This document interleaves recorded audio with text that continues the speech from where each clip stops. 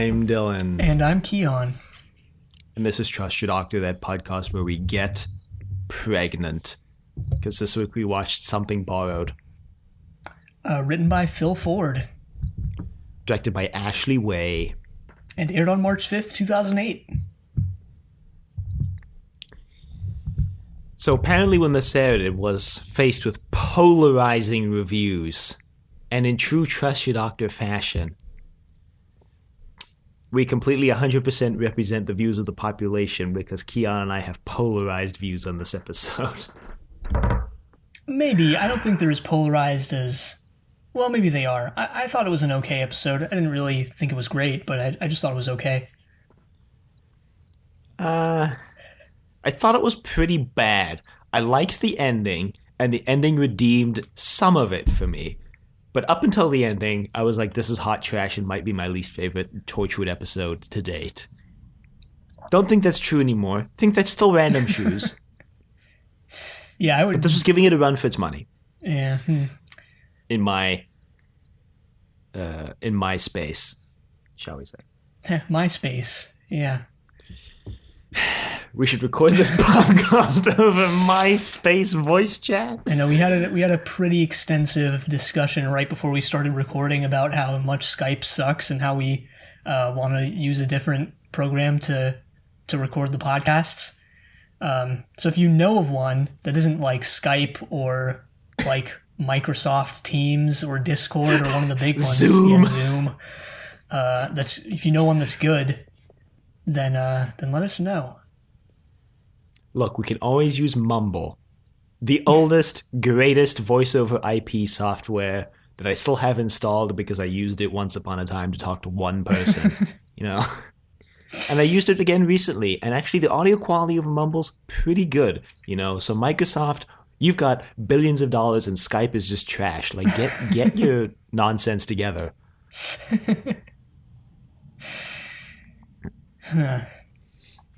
I mean, we could always just, like, phone call, like, just traditional phone call, and there would be no way to record it, but to record the call, No, I mean, obviously we record we did do individually. that. Yeah, we did once. When we re-recorded Reset for various reasons, we did it that way. And I'll say, you know, the trade-off doing it that way was that the audio quality was worse from what I heard in my ears, but the latency was less. So when I was editing it, it was a lot less, like, annoying, I guess. But I didn't, there was no ability to have that backup recording that is supposed to be the reason why we're still using Skype. But every time Skype auto updates, it wipes my call recorder off the map. So, you know, you think we'd have figured this out like this deep into quarantine, but we're a good podcast.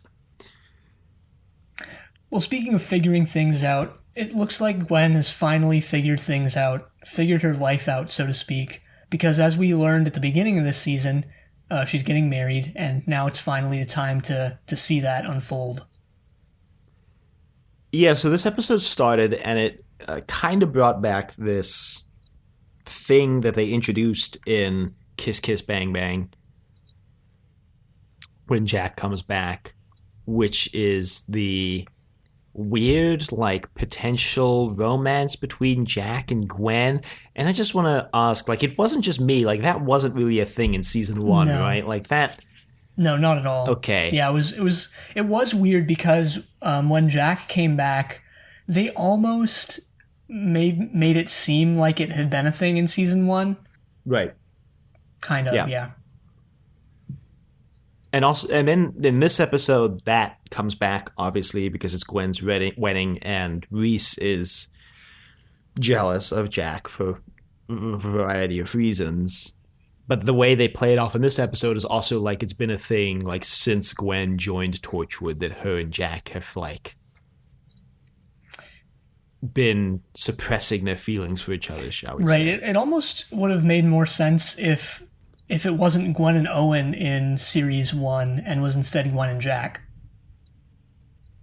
Yeah, I was kind of wondering, like, I mean, I think the same thing. I was kind of wondering why they didn't just continue the Gwen and Owen thing, because that, in my mind, would have been more interesting also because, as we'll talk about, I'm sure, in 30 minutes that, as I guess we thought last week, Owen has softened up this week and seems to be growing a bit of a soft spot for Tosh. So having the interplay between that and like the former romance between him and Gwen's now getting married, like that could have been very interesting for me anyway, personally speaking. Yeah, and one of the intentions behind this episode was to incorporate some soap opera style comedy and drama, which, you know, I guess it's up to each individual person to decide whether that actually worked or landed or not.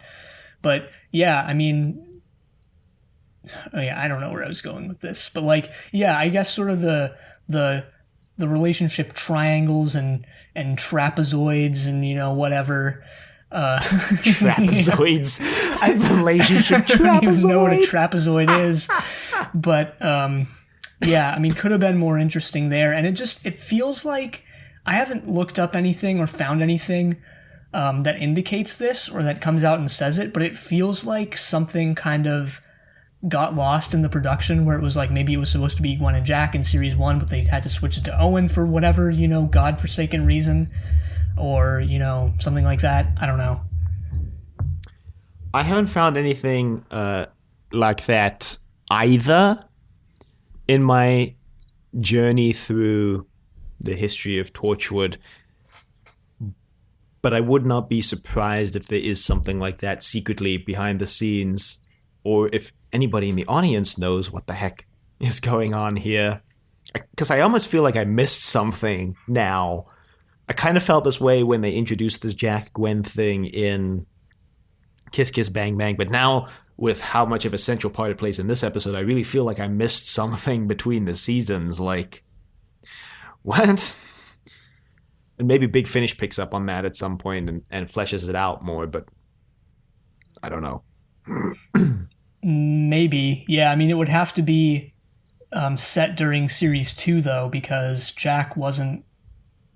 I mean, as far as we know, Jack didn't, you know, return at all between series 1 and 2, and that's corroborated by this show and Doctor Who. Right. So it would be weird, I guess, if there were... If there was somehow a story where he comes back in between. I mean, I wouldn't put it past Big Finish, but it would just be weird.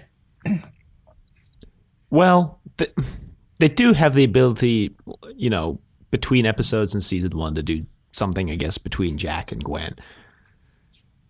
But even still, I think my personal opinion is that you shouldn't have to rely on later expanded universe content to flesh out your characters or to justify choices that your characters make. You shouldn't have to fill in the blanks later, I guess, is my thing. And it's fine if you do, but I think you shouldn't have to rely on that. Yeah, sure. I guess only because, like, Torchwood as a TV show was intended to be a complete program, or, like, each season, when it was made, was intended to be a complete program. So to then now retroactively have to rely on a later edition that wasn't, like, in the works when the program was created seems weird to me, I guess. But anyway. Yeah.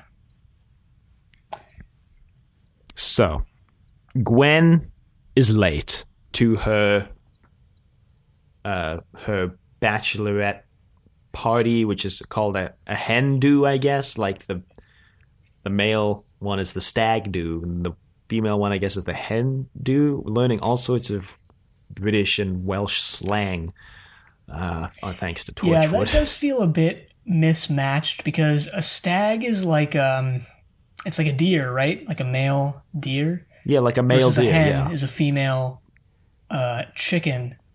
So you know, there's a bit of interspecies, you know, stuff going on here. Just to put that image in your head. I'm really glad you said stuff. Stuff, and not like any of the other words you could have chosen to put there. But right, Gwen is late. She's chasing, and this is sort of, we don't get this in chronological order. It's done through like a series of flashbacks and flash forwards. But it's done in a very clear way. You understand what's going on. She's chasing this alien. She gets bit. She gets bitten, rather. and she kind of just brushes it off. She gets it bandaged up, and then she goes and meets her two friends who we've never seen before.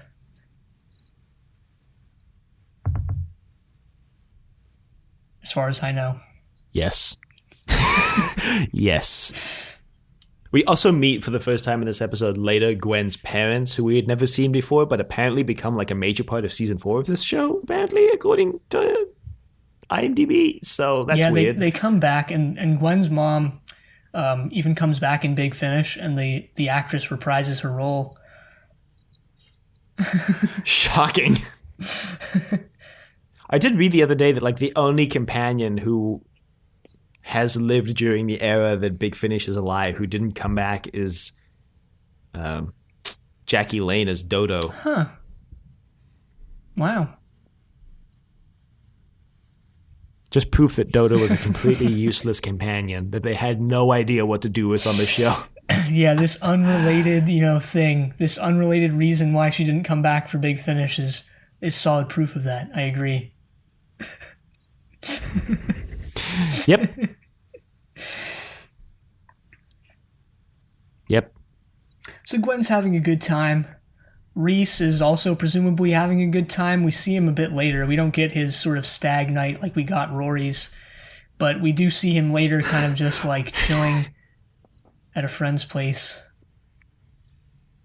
It is interesting that Reese and Rory have the same last name, first off. But second off, let's not gloss over that at Gwen's party, they have a male stripper, and he strips off his shirt, and then he strips off his pants. And now, before I explain this, let me just explain a little bit about my work setup at my desk here. I've got my laptop in front of me, and I've got a second monitor on the right side that's in a vertical orientation. And usually, what I do when I'm watching Torchwood is I'll put it on the second monitor so it takes up the entire horizontal distance of the screen, but not obviously the whole vertical distance because it's a vertical monitor. So I had Torchwood up. I was going over to my computer, my main screen, to write a note about something in the episode. So I wasn't actively looking at the episode because I was looking at the notes. And I see the stripper strip his pants off. And out of the corner of my eye, I legitimately thought for one hot second that Torchwood just showed us a penis. I did a double take, and then I had to rewind the episode, and I was like, oh, thank God, he's wearing underwear. I mean, yeah, it's like hot pink, so I'd be concerned if like that was his natural, skin color. Okay, true, but hot pink, on the spectrum of colors that are somewhat close to flesh color, hot pink is a lot closer than something like neon green, for example. You're 100% sure about that? Yes. What about the Ice Warriors? The black and white version, or the like deep green? What about the pteroleptals? They're green. I'm not sure what point you're trying to make. Their skin is green. Okay, but this male stripper's skin is not green. So if he was wearing green underwear, it would have stood out more than the bright pink underwear that was. I don't know. It's just, I don't know. Yeah. Okay. Gotcha. Anyway. Yeah, Gwen wakes up the next morning and is pregnant. Yep. Fully bang on 9 months pregnant. So she calls in Torchwood. Well, she calls in Jack and Owen because Owen's the doctor. And Jack, okay, here's the Amazon X-Ray fun fact of the week, which is actually a fun fact this week. So let me back up a touch. Owen explains that they have a machine in the hub that if she comes in, they just run her through the machine. It'll take the little alien parasite or whatever out of her, and she will be fine. She'll be a couple days off her feet, resting, and she'll be fine. She's like, no, I've got the wedding that I have to go to. And then she says, wait, this has happened before? And then Jack says, yeah, you ever heard of the Immaculate Conception? According to Amazon, this is a misnomer because and a common one at that people use the term Immaculate Conception to refer to Jesus being conceived to the Virgin Mary. But according to this fun fact, and I didn't check the veracity of this fact. Amazon has lied to us before. They have, which is why I'm noting that I haven't checked the veracity of this fact before stating it, but they say that the Immaculate Conception, actually, that phrase refers to the fact that Mary herself was conceived without the stain of original sin, and that more accurately, that's the Immaculate Conception, and the virgin birth is Jesus's birth from his mother Mary. Wait, so Mary herself was also... No, she wasn't conceived to a virgin, but her conception was without the stain of original sin. Oh, okay, yeah. Whatever that means. I guess there's a religious scholar somewhere who can explain. Whatever that means. Okay. Huh. She was pure, I guess, which is why she was able to carry Jesus, because she wasn't conceived due to the stain of original sin. I'm gonna be honest, I never got to this part in the Bible. When I did once make an effort to read the Bible, and I got through Genesis and a bit of Revelations, and I was like, wow, this is actually like kind of dull, really boring. Yeah, it's really... Genesis is fun. The rest is like really boring. Also, the like sections of the Bible that are just lists of kings, like. Yeah, numbers, just a census, just include your census in your religious text. Like, yeah, imagine if like thousands of years from now, like people come across like the U.S. Census and think it's like a like a religious, text. I would be more concerned if they came across this podcast and considered it a religious text. Well, this podcast is only online, so there's like less of a chance of people unearthing it, thousands of years from now. It could just disappear overnight. I suppose. Anyway, that's the X-ray fun fact of the week. Yeah, pretty fun fact, relatively. I mean, compared to some of the other fun facts we've had this season, it's pretty well beyond some of the really dull ones we've had so far. Yeah, I'll give it that. True. No, yeah, I wasn't trying to be sarcastic or anything. Like, it actually was. Anyway, Jack tells Gwen that she's going to have to postpone the wedding because the alien obviously, impregnated her via the bite. But she's like, hell no. Obviously. Yeah. Well, it's not obvious, but they say that, so... And then it turns out that they're dead wrong. That's actually not what happened. No.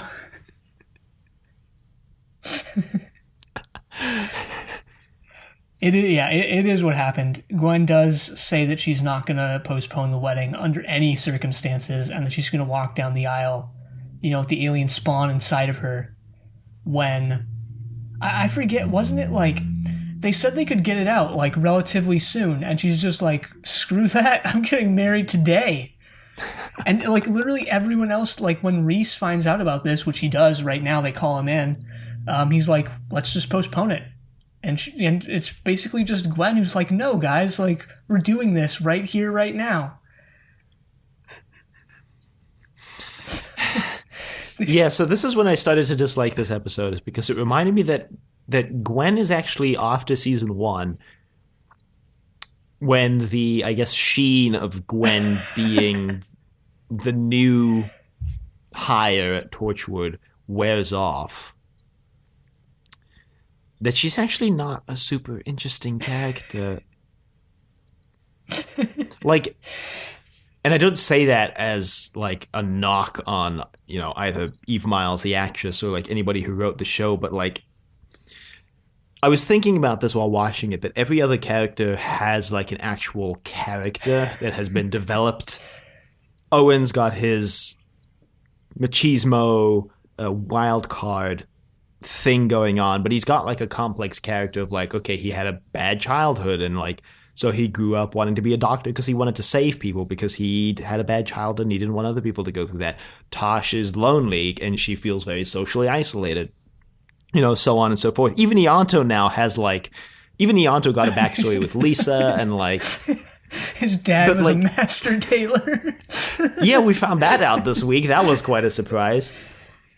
But even that revelation in this episode was weird to me because we meet Gwen's parents in this episode, but like I could not tell you for the life of me what they do. I could not tell you for the life of me if her relationship with her parents is good or not, except for the fact that like her mom and her have a touching meeting. And I would just realize that like the entirety of Gwen's character has always been defined by all the other characters. Gwen's character is defined in this episode as she wants to marry Reese, and that's her character this week. You know, last season, she was cheating on Reese with Owen, and that was her character. Yeah, I mean, I think what you're touching on here at the end is like, is that's it. She's just sort of this very like, you know, not manipulative. That's not the right word, but she's just sort of this. I don't know. Yeah, maybe manipulative is the right word. Person.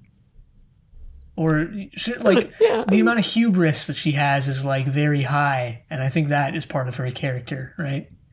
Pride, yeah. Yeah, yeah, yeah. You're right. Let's put this in terms of sin. You're right. Thanks for that. Yeah, I got you.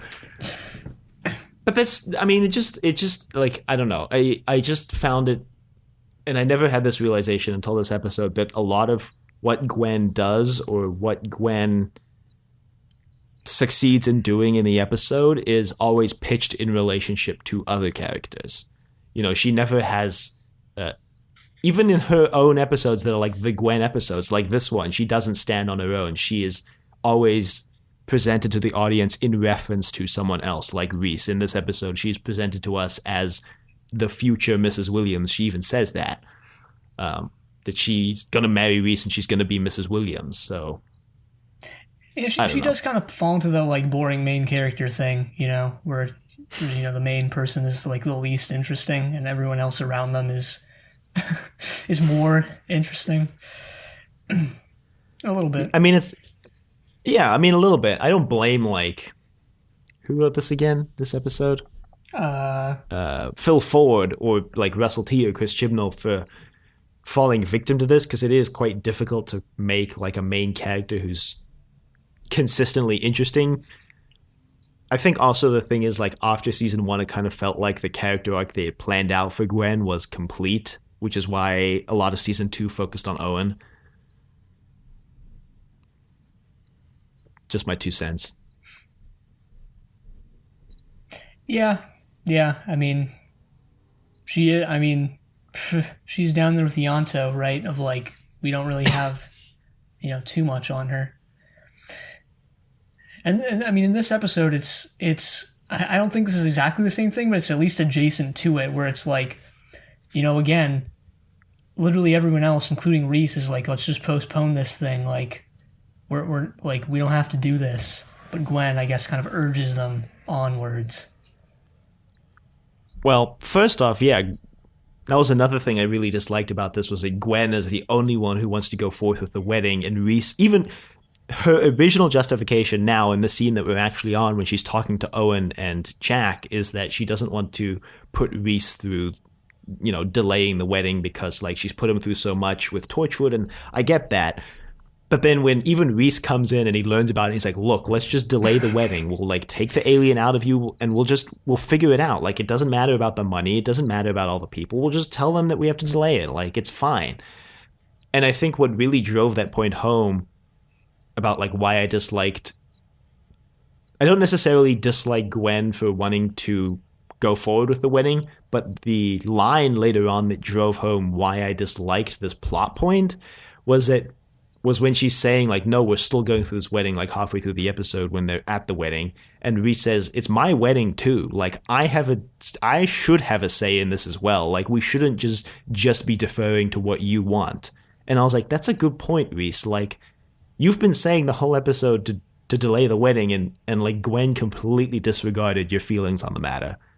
And like, I guess for me, that's a sensitive topic because my former relationships have had problems with that. But just like, wow, Gwen, just completely disregarded what Reese wanted, like the whole episode. Yeah, well, I mean, that's been consistent also of like, in a way, I mean, Yeah, I didn't even think of this till now, but like, yeah, she says she's doing all this for Reese, but like, really, how much has she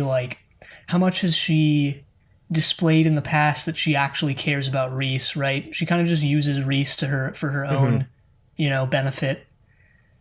And she even says like when I think it was. I don't remember when it was actually, but she said in the past she's talking to Jack and he's like, "Wow, I can't believe Jack says, "Wow, I can't believe you're marrying Reese" or something like that, and she's like, "Well, nobody else would marry me, so." And that's like a great, pretty good reason. And by pretty good, Yeah, that's a great reason to marry someone, is that no one else will marry you. But I mean, that's something we saw like when she told Reese that she was cheating on him with Owen, and then she retconned him on like she in that moment especially she was just using him for like her own salvation. She's like, I have to hear that you forgive me. Tell me before you and pass he out and he forget all of didn't, if this. I remember correctly. He kind of just was like, "What the hell?" And Yeah, he yeah, didn't. yeah. So it'll be interesting, I think, to see where this goes. Yeah, looking back, yeah, maybe manipulative is the perfect word to describe Gwen, which is like, you don't really think you wouldn't if like if you asked me back when we had just only watched an episode or two of Torchwood, like if that was going to be Gwen's character, if Torchwood was going to have this sort of main character who is not the best person, I would have been like, no, no, like Gwen is probably gonna be great. Like, you know, she's gonna go through, Hmm. problems and difficulties, but she's gonna come out the other side of it like a better person, right? But like, it's not happening so far.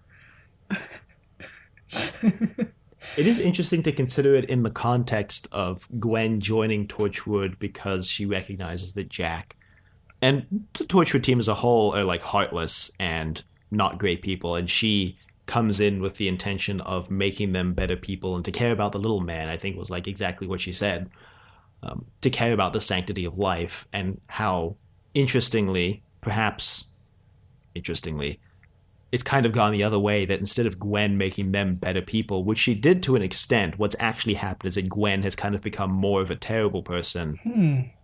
than the opposite has happened. Maybe, yeah.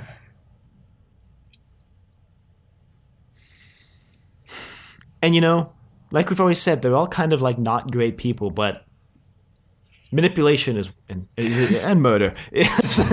But like of the things that the Torchwood team has done, manipulation or like using people for your own gain is kind of the worst thing you can do. Just saying.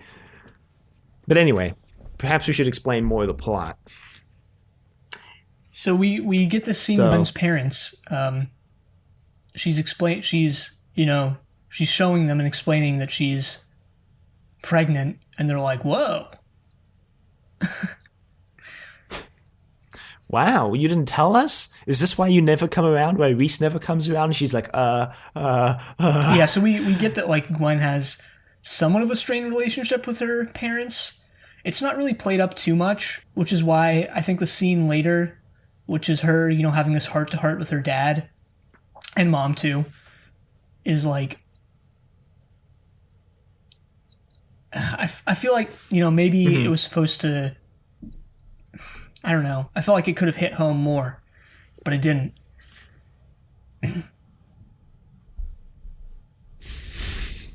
That's, I think that's kind of my main problem with this episode is that a lot of it could have hit home more, but it just didn't because they, for better or for worse, forewent that for comedy, which is fine. That's fine. Like I said, for better or for worse, they forewent a lot Yes, of I that mean, for since we're on comedy the instead. topic, I think that's why I personally really enjoyed this episode, especially where it was placed in the season. Because, the last, what, 3 or even 4 episodes have been these sort of like grim Owen episodes where, Yeah. he's dealing with being dead and nothing's going right, and there's a lot more strife in the Torchwood team than there even usually is.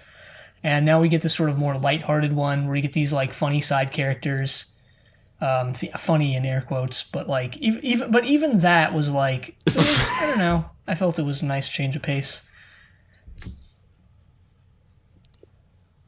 I don't disagree, but I do think I fall into the camp of what some of the reviewers said when this episode came out, which is that the comedy was too obvious, that it was like they kind of to me, because comedy is subjective, to me it felt like they had to force a lot of the comedic situations instead of just building an episode around a comedic situation and letting the comedy come naturally.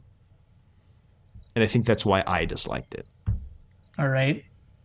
I mean, I do agree with you that I enjoy the placement of this episode comedy-wise with respect to the fact that, yeah, we've had 4 weeks of just death and destruction and depression.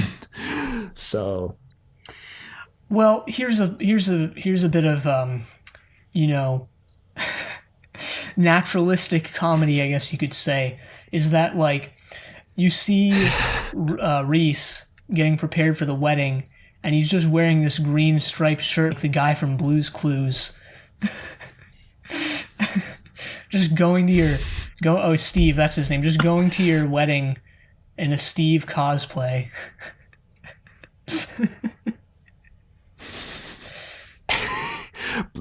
Is there a Blue's Clues convention? There's probably a whole swathe of like adult Blue's Clues fans.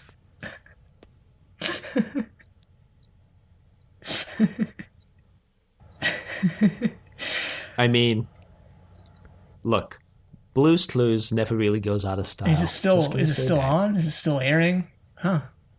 Yeah. Oh my gosh. Yeah, they've got a new host now. They're on its like third host now, I think.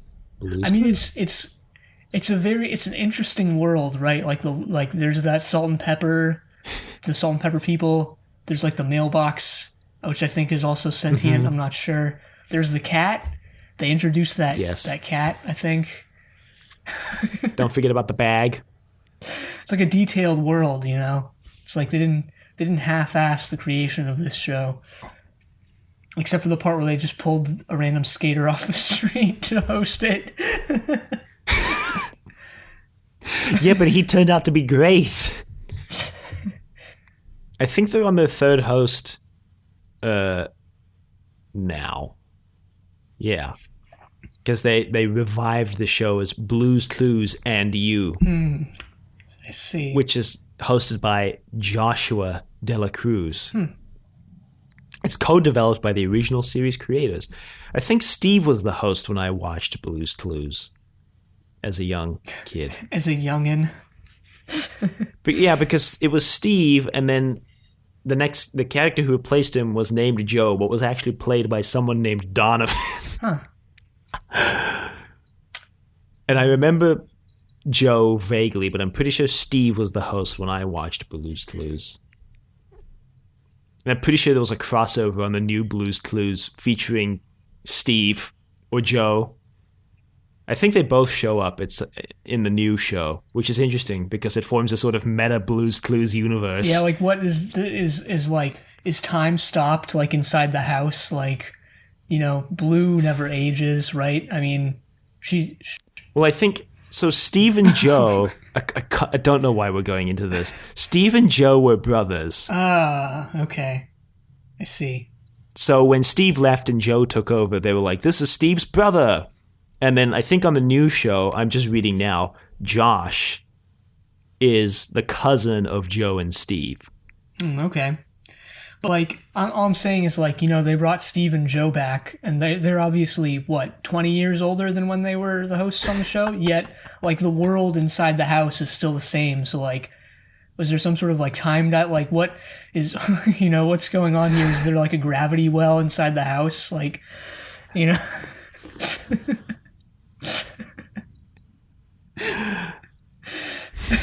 Is the house like another dimension, or like, you know, why isn't Blue like an old dog now, right?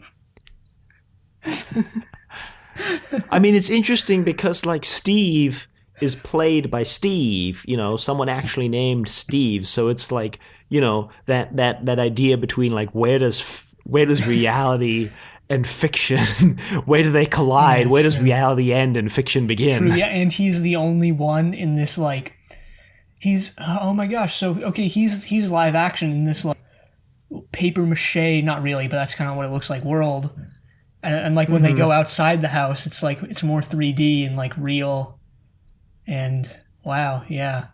Is there, like, a deeper lore here that we're just uncovering? Blues Clues podcast when 143 episodes. It's a 3-year podcast. God, I hate how we can measure that in like years now. Of like, yeah, 140. That would take about 3 years to do. Like, we'd be here doing it for 3 years. Well, if they're 21-minute episodes, we could do 2 a week and have it done in a year and a half. Yeah, good point. Anyway, that was a long tangent. But a worthwhile one. I'm actually really disturbed, honestly, by how much I remember from that show as a grown because man, it's ostensibly. Great. Blues Clues is like one of those, what is it, the 4 horsemen of great children television programs. It's like Blues Clues, Mr. Rogers' Neighborhood. I don't know what the other 2 would be. Yeah, I mean, beats the hell out of me. I didn't watch those shows I watched Blues Clues like a couple times. I didn't watch those like dumb shows, right, where they think a kid like, you know, like Dora the Explorer, right? Or like they show you, or yeah, like Blues Clues, same kind of deal.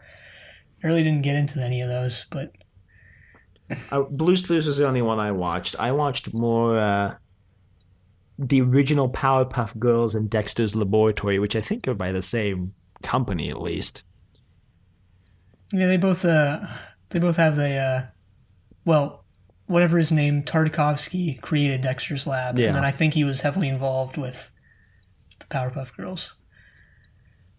Powerpuff Girls was my favorite as a kid. I'm just gonna admit that on recording, I guess. Yeah, I never watched it because I didn't want to watch a show. I was like, yeah, it's for girls. I'm not watching that. So.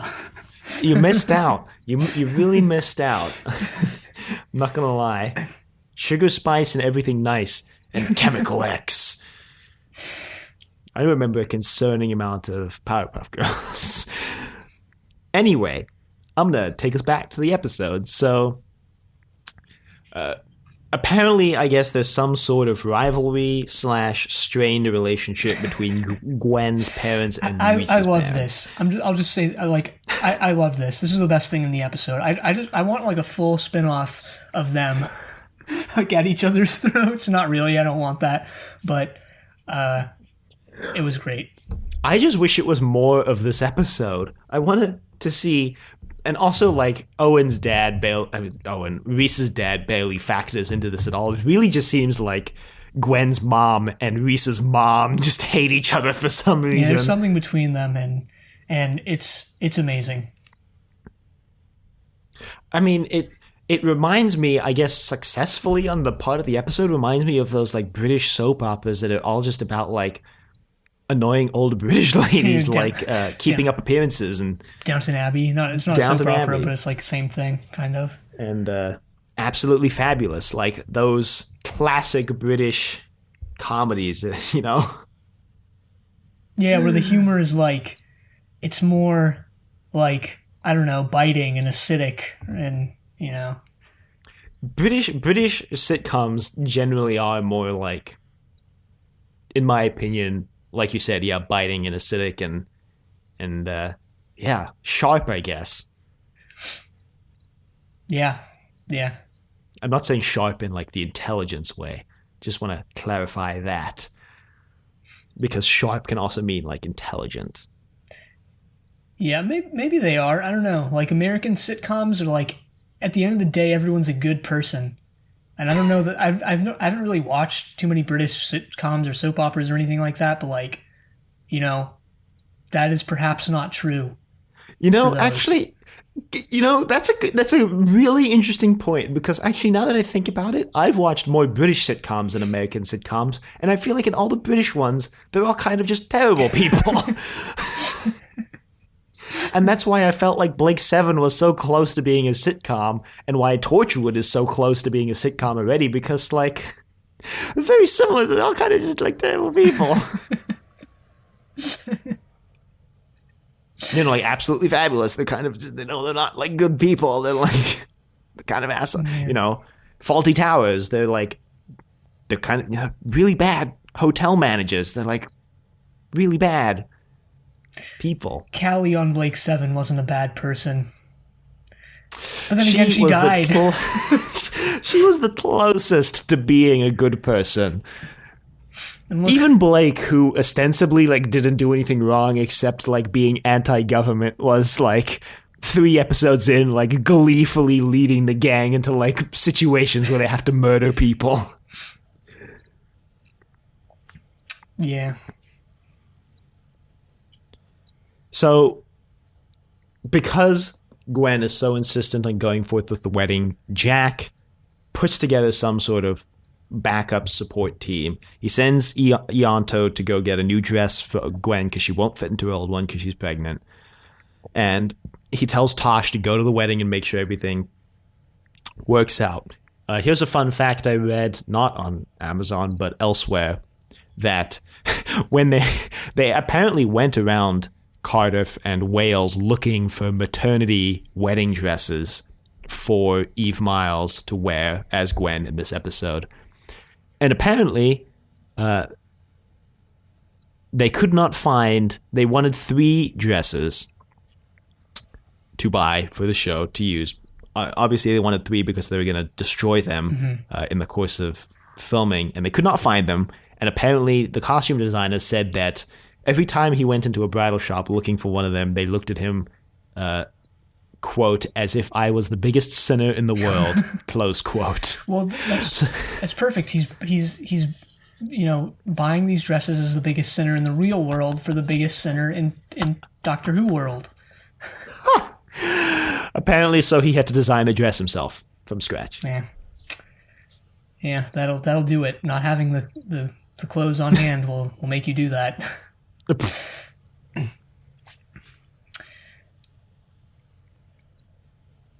Yeah, well, so we're introduced also in this scene to another thing that I kind of enjoyed about this episode, which was Reese and Gwen's friends. We'd already met Gwen's friends, but Reese's friends are a lot more, like, funny, I guess, because there's Banana, who... Banana Boat, as they also call him. Yeah, who just, like, starts hitting on Tosh, like, immediately, and... Well... Both of Reese's friends immediately start hitting on girls as soon as they arrive. Yeah, what was the other guy's name? I don't even remember. I don't remember, probably because he dies. Spoiler alert. I have no idea. I don't even have it written in my notes. I don't know either. So apparently Banana Boat was referenced in a couple episodes before by Reese. Did you ever notice that? No, and, I think probably the reason we didn't notice that is, like, Banana Boat isn't a name. Like, so when he said, like, if his name was, like, I don't know, George, like, we would have gotten that was a name, and that, Reese was probably referring to a friend of his or something, but, like, his name's freaking Banana. Like... I don't think it's his actual name. I'm just going to throw that out there. I think that's just their nickname. And apparently, costume designer also said, like, in order to play into that, they gave him banana cufflinks. And I was like, who's going to see that? Like, on screen? Who's going to see that? No, his first name is Banana, and his last name is Boat. Banana B. Boat.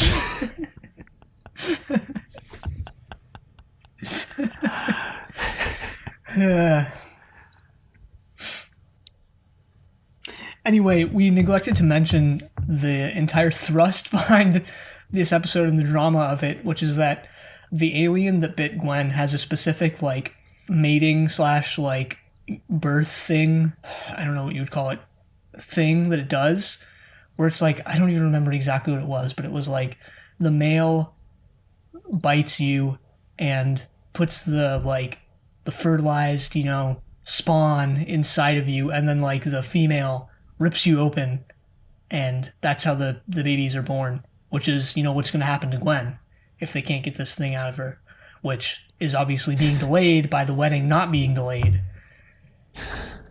I mean, that's pretty much exactly how I remember it, so you did a pretty good job explaining it. So right away we get Carrie, who's, like, the only character whose name I remember in this. She's wandering around the wedding uninvited, and she is the shapeshifter mother character. Yeah, you know, when I was looking at Britain's 10 actors, I kept seeing all these characters like Mary, Megan. I'm like, who were these people? And then also the greatest Geraint? Geraint? I don't know how to say that. Geraint. Well, that's how it's spelled. It's probably some dumb Welsh pronunciation like Turlo, which is like not spelled like they spelled it on Doctor Who. What is it? Sinead? Like that name? Also Siobhan, which is spelled like Siobhan, like Siobhan is not my first guess on how to pronounce this. Yeah. I mean, not all names from the British Isles are like that. I mean, my last name is like Irish, I guess, but it's very, you know, it sounds like it's spelled like it looks like what it is what I'm saying. Your last name is quite straightforward, relatively speaking. So they're not all like that. Mine is blisteringly straightforward.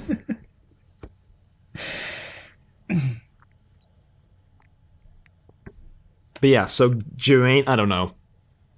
I bet it's pronounced like Gawain or something. Geraint and the Green Knight. He was, I don't know, I liked him too. He was the chill parent, right? Like Gwen's parents are not chill. Reese's mom is not chill, but he was just like, he had that scene with Reese later on. Geraint was Gwen's dad. That was Gwen's dad's name. Sorry. Whatever Reese's dad then was like the chill one. And he had like, 2 lines. He had that beard thing. I don't even know what you'd call it. It was like, it was like a inverted raindrop shape coming off of his like lower lip. And he was just like, hey Reese, like, I don't even remember what it was, but it the conversation might as well have just been like, hey Reese, like, I'm a chill dad, right? And Reese might as well have just said like, yeah, you are, Dad. Thanks, Dad.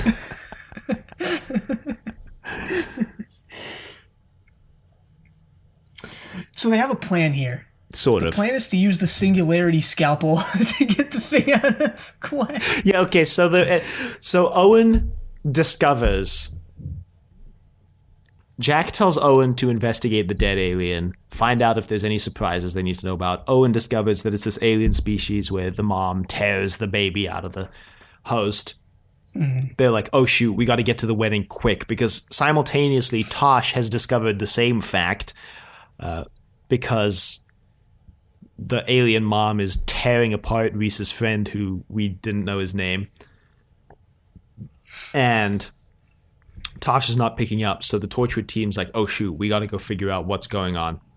And so they're getting in the car, and Jack's like, oh, and you've got a plan, right? And he's like, yep, it's this. And Jack's like, is that the singularity scalpel? And he's like, yes, that is the singularity scalpel.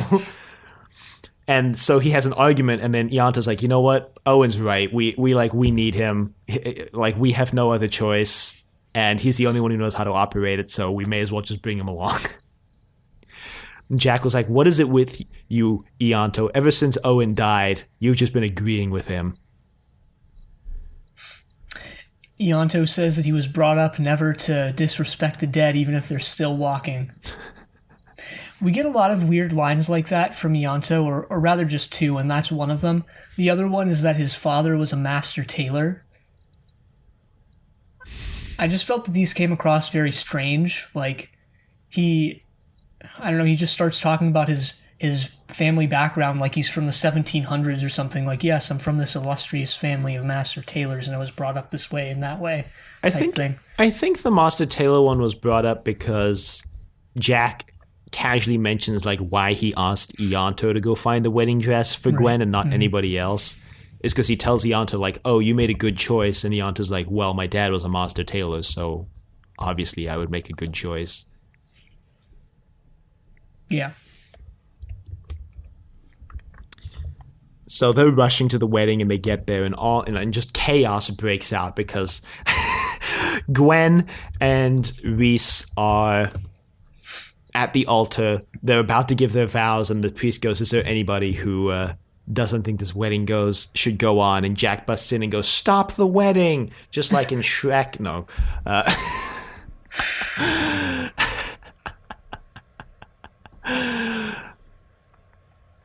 So Everyone immediately thinks that like Gwen has been cheating on Reese with Jack.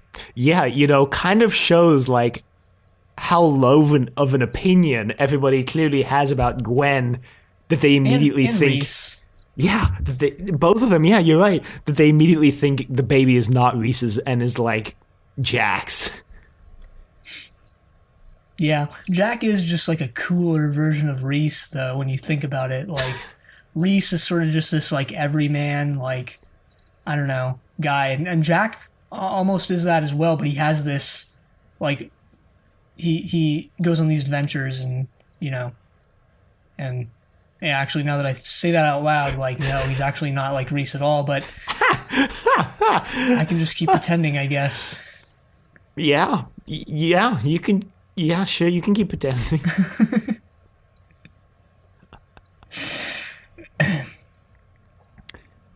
I mean, apparently Russell T specifically wanted this scene in here because he thought it would be the most fun scene is to have the wedding interrupted by the one man, the man that Reese least wants to see running down the aisle to stop the wedding, Jack, obviously. Mm-hmm. And then so Jack kind of under his breath explains that like Gwen's gonna die because the mom of the child that she's carrying in her belly is at the wedding and is gonna rip the baby from her. Right. So they kind of reconvene in one of the bedrooms so that Owen can get the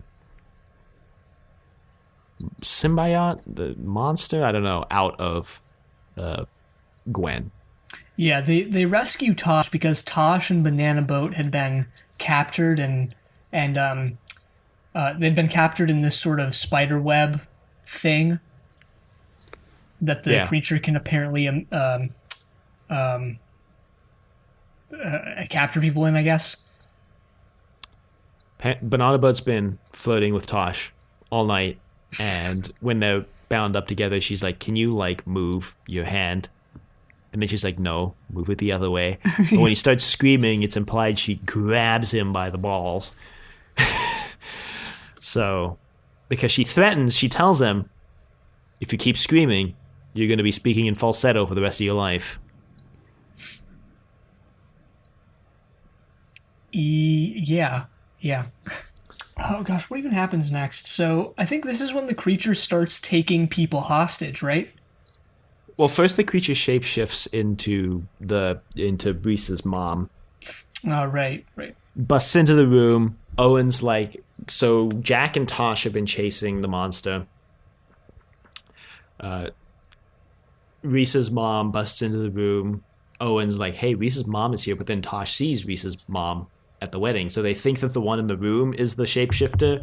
So Jack's like, "Get off her, you ugly bitch." And turns out it's the real one, so Reese decks Jack in the face for calling his mom that. Yeah, this is a good moment for Reese lovers, since not really, but Jack had kind of, gotten on his case before. Mm-hmm. So, yeah. But yeah, they find the real one. They go back to the altar, and the rest of the episode for the most part is just a big chase with the creature disguising itself as various people. Not all that interesting.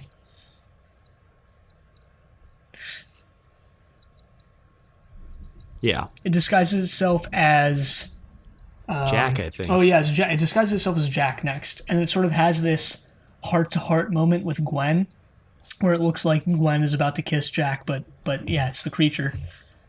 She's about to kiss Jack and cheat on her future husband, which is a little weird when you think about it. That she was gonna kiss him, It was gonna happen. Yeah, I mean, she did it before. Weird. It was like, her and Owen, that was a... Yeah, but this is on her wedding day. Yeah, that's true. That is a good point.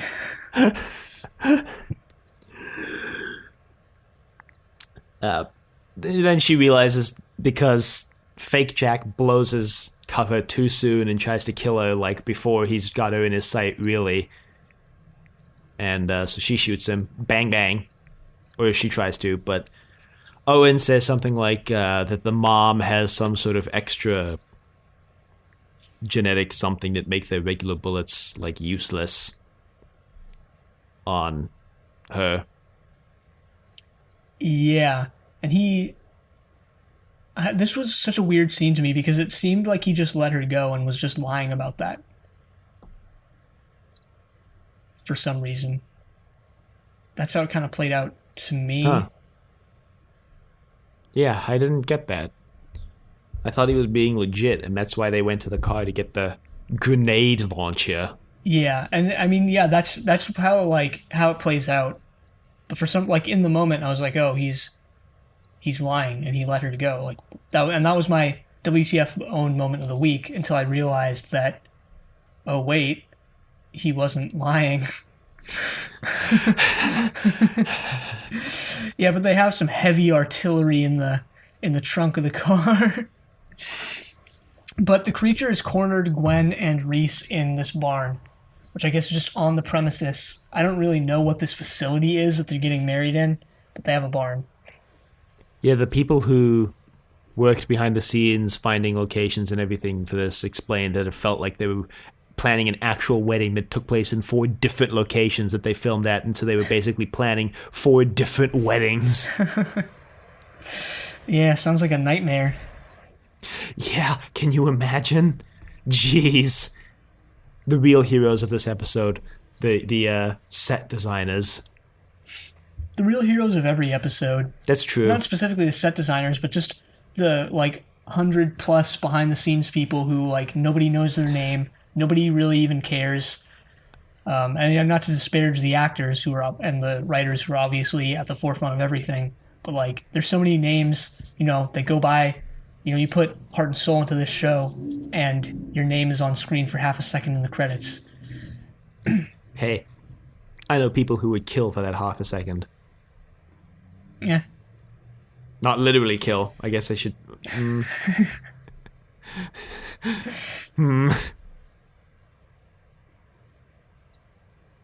So, we should also mention that the monster lets Owen go because the monster is feeding on people who are alive, and it sniffs Owen and realizes that he's dead. Yeah. Although Owen does beg her to do him a favor and eat him, I guess. I wonder how, like, if he would remain conscious for the entire consumption process. He doesn't feel pain either, so. Yeah, would it just Yeah, be a wow. conscious, like, man, wow, you're chewing on my finger. That's kind of weird. Yeah, I mean, imagine getting eaten alive and being conscious for the entire process. And not feeling any pain from it. let's not underrepresent the fact that, like, he would feel no pain.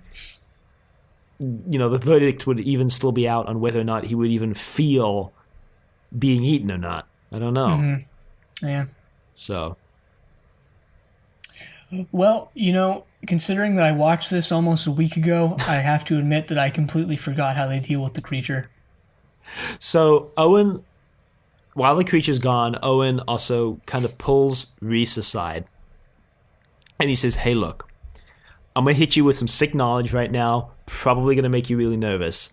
I broke my pinky last week. I cannot actually operate the Singularity Scalpel. And so I wasn't really sure, I didn't really know what I was going to do. But I think you can operate it because you care about your wife. You want her life in the best hands. So you would be the best person to do this. Here it is. It's pretty simple. Good luck. You just point and shoot, It's everyone's got to start somewhere. And then the monster approaches Owen, and then that's when Owen goes to the car to get bigger guns. Reese and Gwen are running away from the monster, who has now disguised itself as Reese's mom again.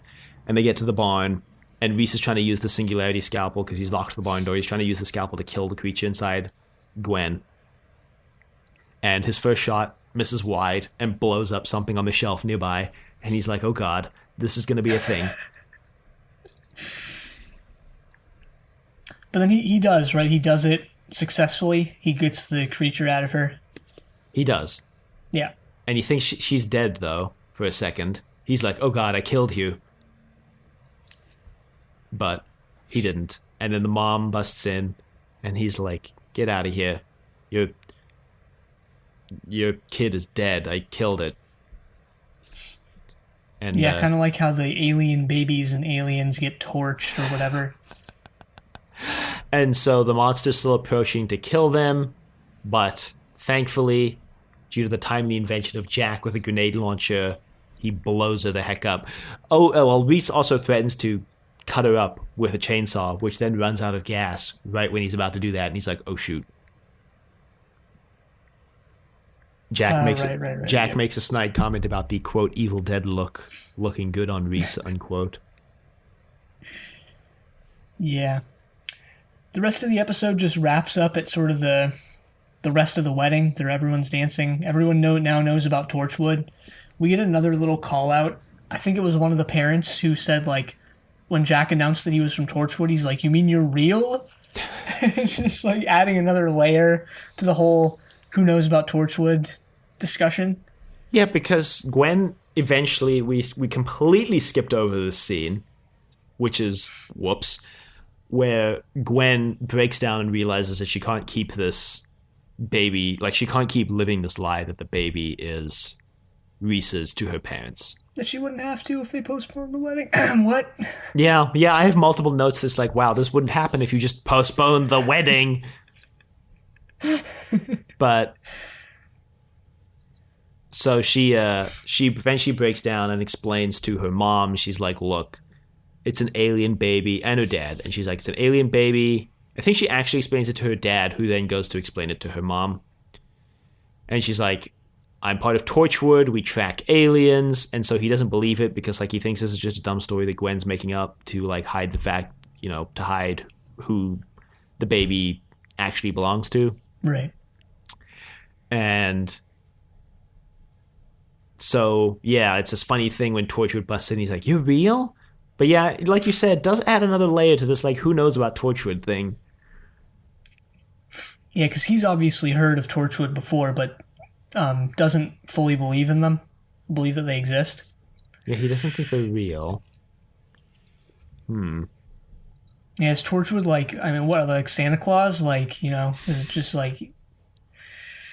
Well, so I saw a really interesting point that's like in all those Christmas movies, the ones where the parents are like, Santa Claus doesn't exist, but then Santa Claus does exist. Like, what do the parents do when they wake up on Christmas and there's just presents under the tree? Like, who do they think put the presents there?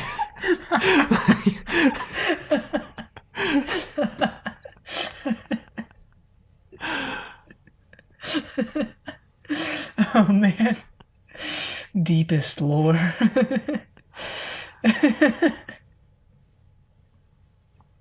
Just, who do they think put it there?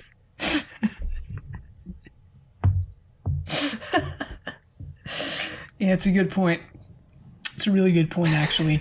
We're going to have to remember that when we watch the Santa Claus movies. I can't even say that without breaking into laughter. We're going to have to remember that when we watch the Santa Claus on Triple Play, our movie trilogy podcast. Check that out. I'm going to be honest. I've never seen Santa Claus 2, and I don't actually think I've even seen Santa Claus 1. I think I've only seen Santa Claus 3, weirdly enough. Which, Santa Claus 3, because it involves time travel, explains everything you need to know about the Santa Claus. Which is like, okay, for the people who don't know what the Santa Claus movies are, which I would be surprised if anybody's listening doesn't know, but in the Santa Claus universe, Claus is spelled Clause. The Santa Claus is that if you kill Santa and put on his coat, you become Santa. Okay, the killing part is not necessary. It's just if you put on Santa's coat after he's dead, you're Santa now. The way it plays out in the movie is that the main character accidentally kills Santa, but anyway. Yeah. So they're at this after party thing. It's not really an after party, it's just part of the wedding. People falling asleep one by one. and you realize that Jack retconned everyone in the room. Yeah. He's like, guess what? I wiped their minds. Probably for the best. And they're like, you know what? You're right. It probably is for the best, actually. Torchwood actually on the same page for once about something. He offers retcon spiked champagne. You know, Jack just drugging the members of his own team, but he offers retcon spiked champagne to both Reese and Gwen. And is like, maybe it'd be better if you guys don't remember either. Apparently, in the original version of the script, they drink it, and he convinces them after they forget that the wedding went off without a hitch. Huh. And they changed that to the complete opposite, which is them refusing. And deciding to remember, I guess.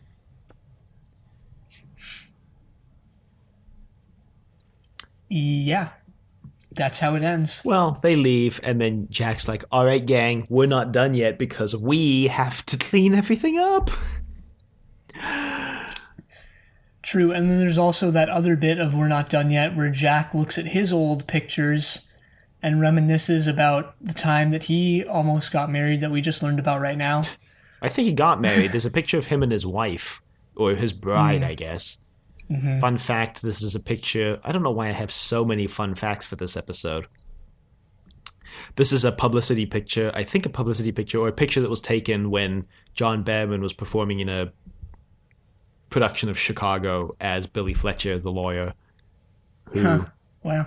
all he cares about is love, even though that whole song is about how actually all he cares about is money, but it's ironic. It's an ironic song.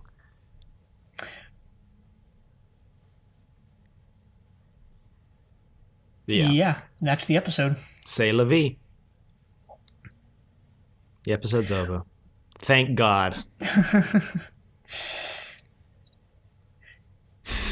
Yeah, I mean, I don't know if you want to go into more about like why you didn't like it and stuff. I think I touched on the points that I kind of enjoyed about it, and that's really all I had to say because I didn't think it was great. I just thought it was okay.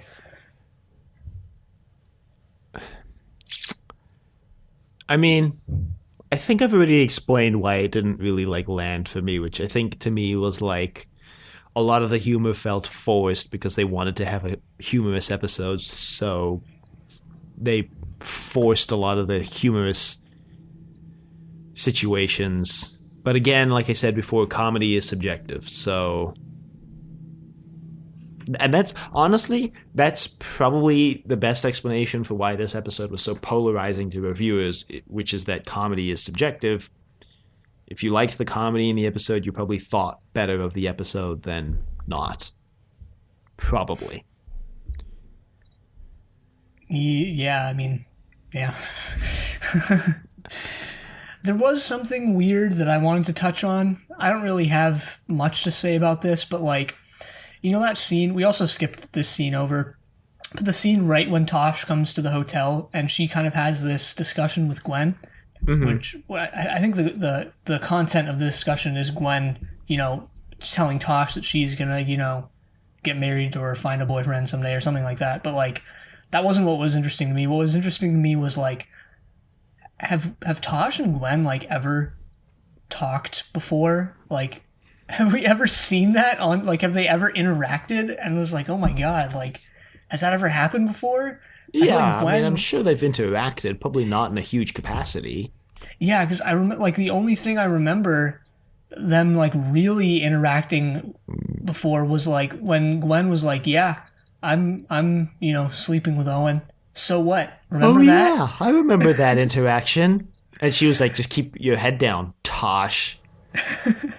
That's the only, like, real thing I can remember them, like, talking about. Or I know they've had dialogue between each other before. It's not like they've never talked, but like, it feels like they've never talked almost, you know? Yeah, and it's weird when you consider that scene, say, contrast to the scene in this episode, because that scene that you're referencing, Gwen also tells Tosh that she'll find someone for her, right?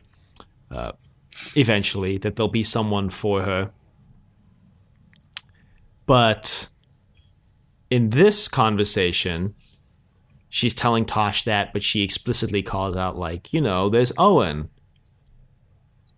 which compared Yeah, to, the like, guy I threw out. yeah, the guy I ditched for my actual boyfriend slash fiance. Take that, Tosh. God.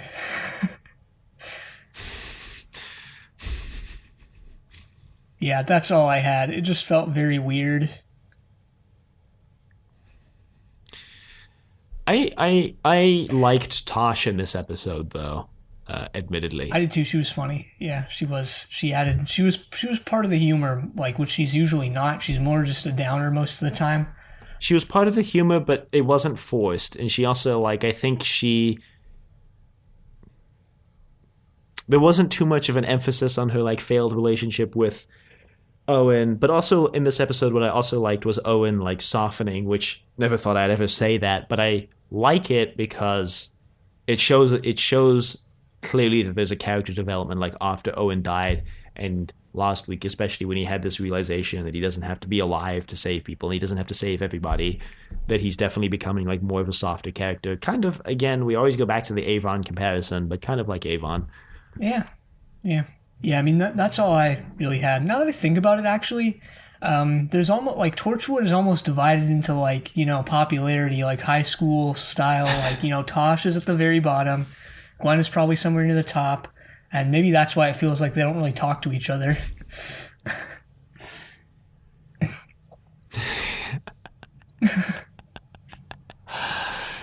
I mean, yeah, just oh my god! Now that I said it out loud, wow, yeah, Ianto is just kind of that weirdo that, like, nobody really wants anything to do with. Jack is like, I don't know. Yeah, I don't. We don't need to get too into this, but, like, wow. I mean, it's. God, I can't believe I'm about to say this, but I'm going to. Torchwood this week reminded me a lot of Triple X. In that this episode in particular too was, like, to me, one of those episodes like Triple X where you have a lot of really strong, really defined characters in a plot that just, the plot's just there to get the characters on screen. Like, really, that's it. Like, the plot's just an excuse for the thing to exist.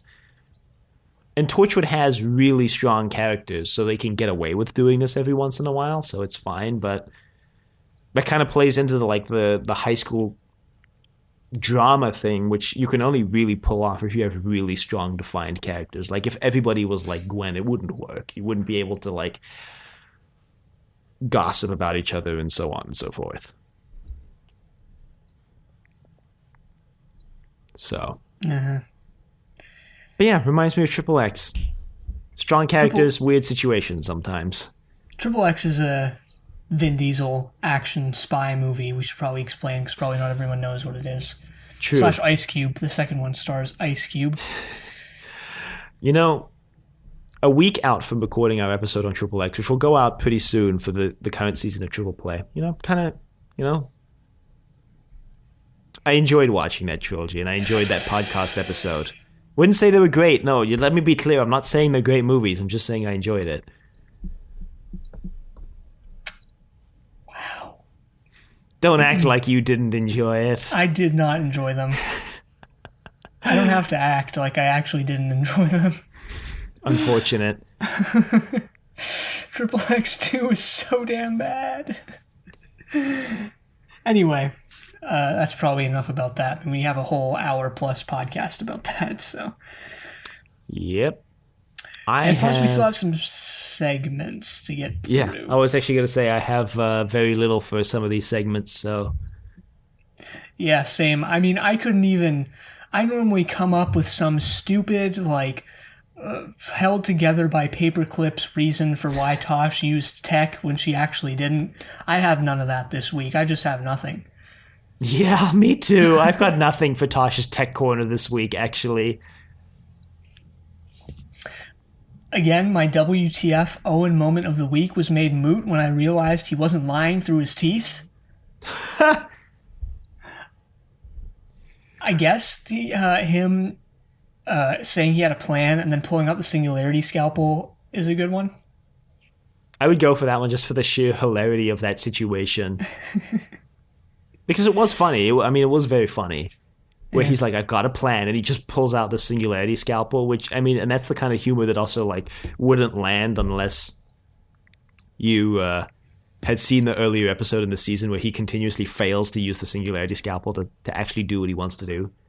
Mm-hmm. Ignore Ianto, done. Bam. How phased should Jack be?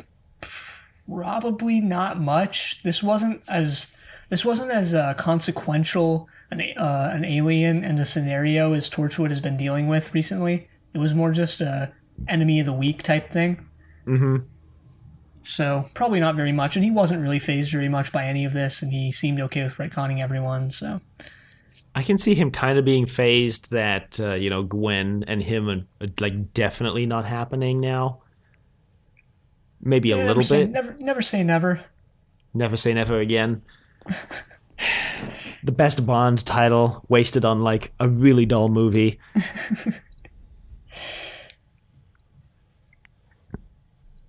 So,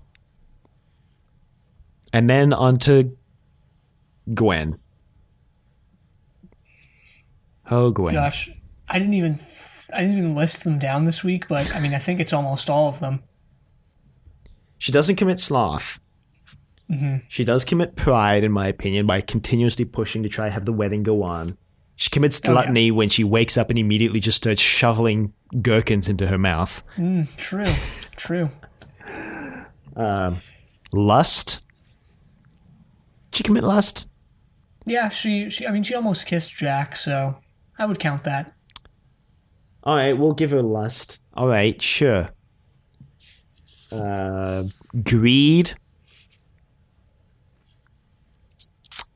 Perhaps. Maybe it's like greed and pride together. You know, her insisting on having the wedding is both greed and pride. I don't know. Sure, I'll. Okay, I'll give you that one. Sort of. I'll give you that one. Anger, I think so. I would say anger as well when she gets angry at Jack for even considering that they might postpone the wedding. Oh yeah, she gets angry a lot in this episode. So, yeah, I guess she commits. We've gone through all of them, haven't we? Or I think so. Did we miss one? Well, okay, so pride, anger, sloth, lust, greed, gluttony. There's one more. Oh shoot! Oh, envy. Envy. Does she commit really. envy? No, not really. Okay, so she commits 5. Yeah. That's one of the most so far. She also commits like the demi sins of like lying. The demi sins. Yeah. She commits murder almost. She shoots the alien. She doesn't die till Jack shoots him, but she does try to kill him. She intended to murder him. Mm-hmm. Yes, a couple minor sins there. Yeah, a couple minor sins. Couple little spicy sins on top, just a little cinnamon. What? Yeah, that was pretty good. Normally I sigh every time I hear a pun, but you know what? I'll give you that one. That was pretty good. Well, I mean, that's all I got. Like, yeah, both pun wise and and everything wise. Yeah, I've got nothing else to talk about. Well, yes, I do. We didn't do Britain's 10 actors. Oh, yeah, that's a good one. I was like, I feel like I'm missing something. Good thing I had my notes opened. All right, so I looked up 1, 2, 3, 4, 5. I think I did as well. I looked up Carrie and then the 4 parents. So I only looked up 3 of the parents. what what did Reese's dad ever do to you? Well, I wanted to look up Banana Boat, okay? And I also looked up Mary, but I don't know who Mary was. Gonna be honest. I think Mary was one of. Oh, hold on here. No, because Gwen's parents were Megan and Geraint, or whatever the hell his name is, and then Reese's parents were Brenda and whatever the guy was called. I think No, Mary was either one of Gwen's friends. I think Mary Or and Brenda were Gwen's friends because Reese's mom was Neris. Oh no, Neris Hughes plays Brenda Williams. Neris Hughes, yeah, Brenda Williams. Sorry, got that mixed up. Yeah, I don't know then. Mary's got to be one of Gwen's friends, I guess. All right, well, tell us about Mary. She's been in Gangs of London, Holby City, Doctors, Casualty, and Coronation Street. Basically, a lot of those sitcom / soap opera shows. That's all I recognized. And what's her name? Sharon Morgan. Sorry, Oh, Sharon Morgan. Okay, gotcha. didn't say that. I guess Sharon Morgan is Mary.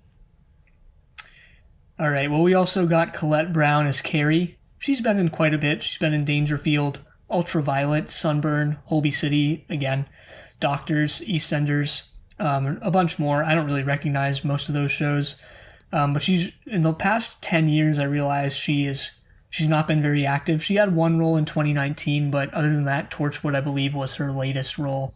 Mm-hmm.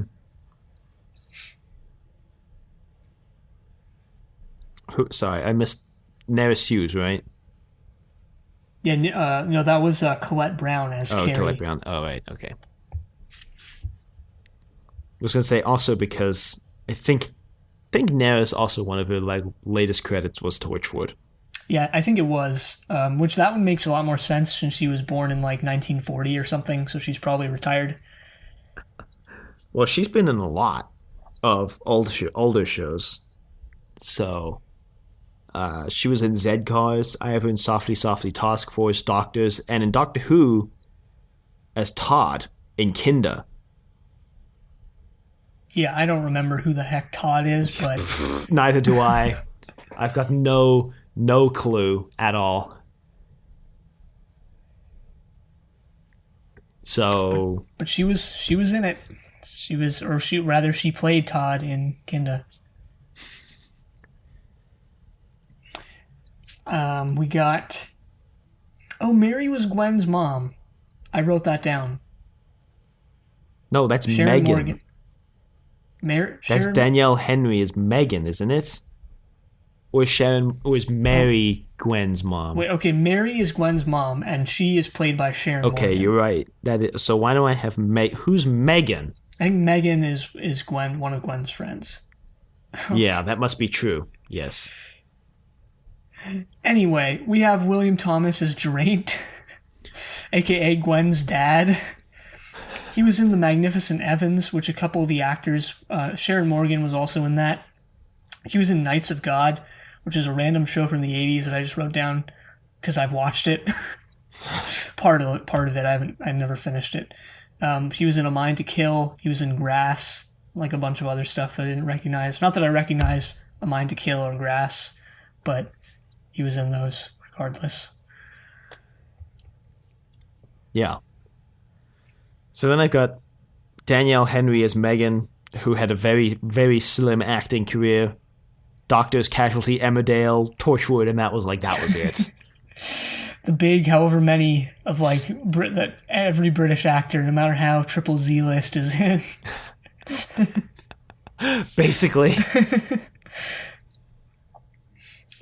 Counting, of course, Torchwood as part of the Doctor Who universe there. You know, not every British actor is in Torchwood, but yeah, I mean, you probably get your role in Doctor Who. A little extra in a Doctor Who story there. Anyway, we got Robin Griffith as Barry, a.k.a. Reese's dad. He's been in The Bill, EastEnders, A Mind to Kill. He was in Zanzibar, the country, not the show. No. He was in a show called Zanzibar. I don't know what that is, but he was in it. He was in it. Whatever it was, he was in it. Then my final one is Johnny Owen as Banana Boat. He was in a TV show called Being Human and Glue. He didn't have a long acting career, and apparently he's actually more well known as being the producer, director, and writer of a documentary called I Believe in Miracles. Huh. Which apparently is a documentary 2015, I think, about the Liverpool Football Club, I think, if I remember correctly from what I looked up. Huh. Well. Also, I don't know if you mentioned William Thomas was in a TV documentary called Dylan about Dylan Thomas, which I just wrote down because Dylan. Yeah. All right. Well, now that's all I got, other than the emails and comments that we are now going to read. Okay, so we have one email this week from Steven. Hey guys, regarding a discussion on the quote Dead Man Walking unquote episode, actually Owen was a doctor. Pay attention. Hashtag trust your doctor sucks. Thanks, Steven. Just kidding. On a more serious note, Lord Farquaad is actually in charge of Duloc, whereas Fiona's parents are in charge of Far, Far Away, which is located by the sea. Clearly, these are two different places. Not sure why you guys dislike the Shrek franchise. I genuinely like those movies, and the musical, which I watched on Netflix, is surprisingly good. I also recommend watching a YouTube video called Shrek Retold, which is a retelling of the first film that shifts between different styles and media, done by like 200 fans. It was very well done. The 30-second video Shrek at Ralph is also rather funny. Cheers, Steven. Well, without really going into too much detail, I think Shrek the musical is a big reason behind why both Dylan and I dislike Shrek. Yes. And yeah, we won't go too deep into it, except for saying that yes, Shrek the musical is a commonality between both of us as to why we dislike it. I also just find Shrek not that funny, I'm going to be honest.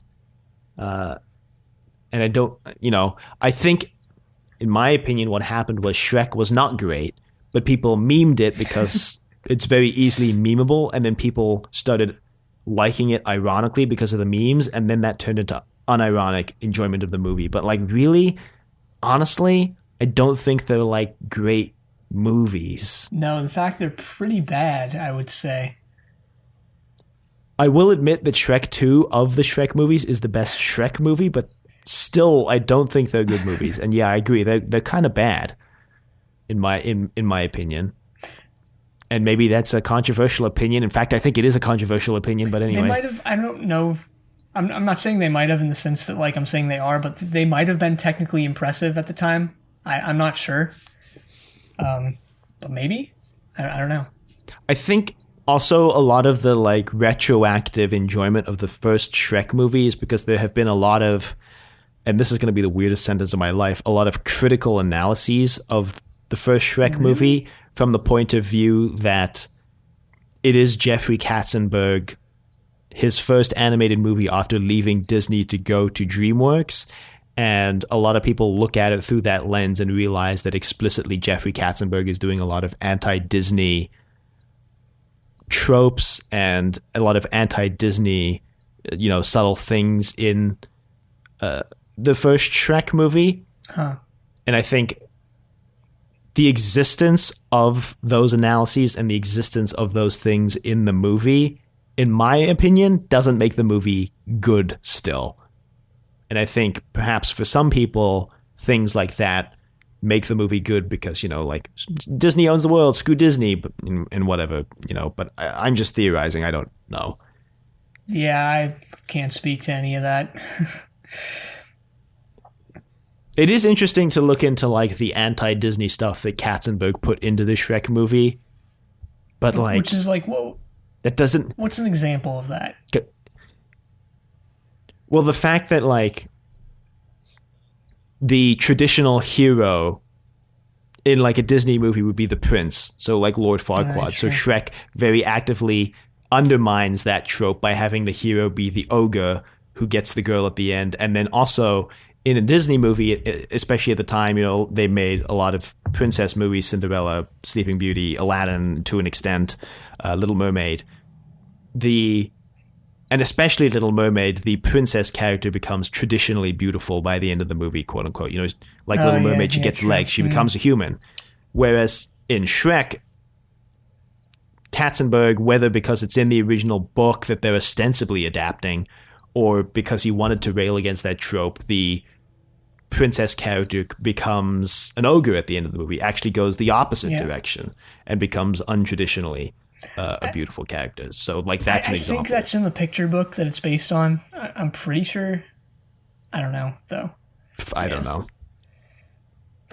Anyway, we got a couple Facebook comments, so might as well dive into those. So this one is from Alex, and it's on Dead Man Walking. So Alex says, I had to try so hard to resist saying anything when Keon was convinced Owen was truly dead at the end of the last episode. I actually remember... Same. Yeah, I actually remember the next episode more than this one.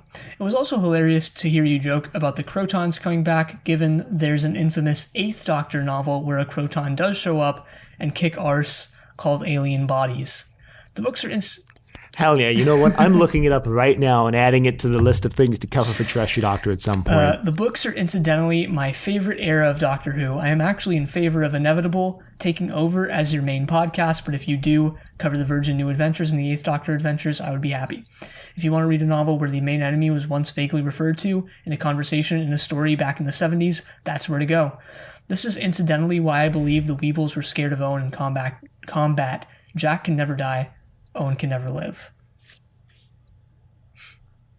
Yeah, it's a really interesting point there at the end.